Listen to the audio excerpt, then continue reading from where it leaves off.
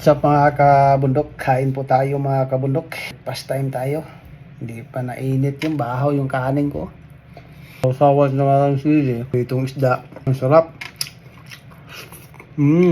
Banghang.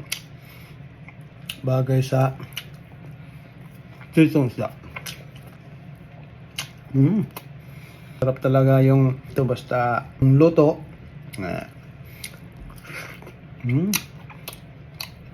Panalo. Para sa bahaw, good. May natira pang isang humba. Nako, muna niya at tao nila. Niya. Tinira pa ng isang slice.